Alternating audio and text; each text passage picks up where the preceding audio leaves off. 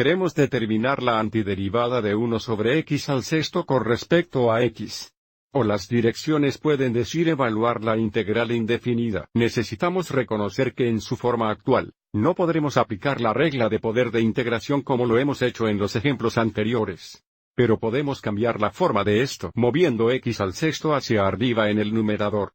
Entonces podemos reescribir esto como x a la potencia de 6 negativo. Entonces tendremos la integral indefinida de x al sexto negativo con respecto a x. Y de esta forma, podemos aplicar la regla del poder. Tendríamos x para la sexta potencia negativa más 1 dividida por nuestro nuevo exponente más nuestra constante de integración. Entonces tendríamos x para el quinto negativo dividido por 5 negativos, más c. Pero no queremos dejarlo de esta forma. Sabemos que hay 1 aquí, así que tenemos 1 5 negativo.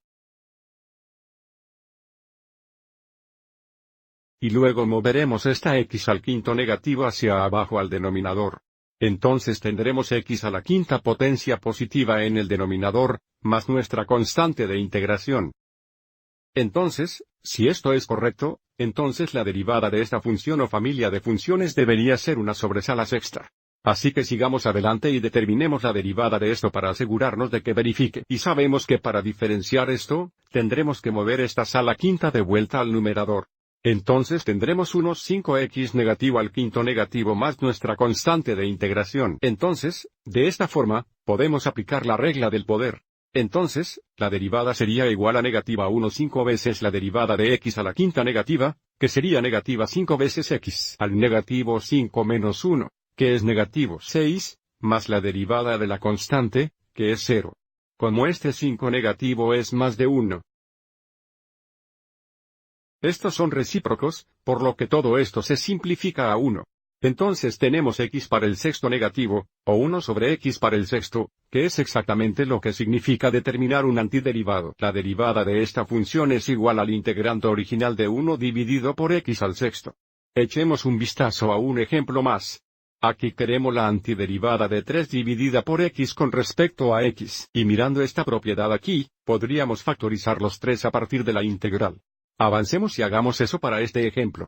Entonces tendríamos 3 veces la integral indefinida de 1 dividido por x con respecto a x. Entonces, ahora queremos una función que tenga una derivada de 1 dividida por x. Y esto debería recordarnos la función de registro natural. Aquí está la fórmula integral que usaremos. Entonces, la antiderivada será 3 log natural más c, nuestra constante de integración. Y este es bastante fácil de verificar. Sabemos que la derivada de 3 log naturales x es 3 dividida por x, que es el integrando original. Ahora sí quiero mencionar, muchas veces cuando comenzamos a aplicar la regla de potencia como lo hicimos en el ejemplo anterior, tratamos de aplicar esto para cada antiderivada. Entonces, veamos qué sucede si intentamos abordar esto como en el ejemplo anterior. Podríamos reescribir esto como la integral de 3x a la potencia de 1 negativo con respecto a x. Y observe que si tratamos de aplicar la regla de potencia, tendríamos 3 veces x al 0. Negativo 1 más 1, dividido por 0, más c. Pero la división por 0 no está definida, por lo que este método falla. Y no hay razón para entrar en pánico si esto sucede. Esto solo significa que aplicamos la fórmula integral incorrecta. Observe cómo tuvimos que aplicar esta fórmula integral aquí donde el integrando era 1 dividido por x. Vamos a seguir y echar un vistazo a un ejemplo más en el próximo video.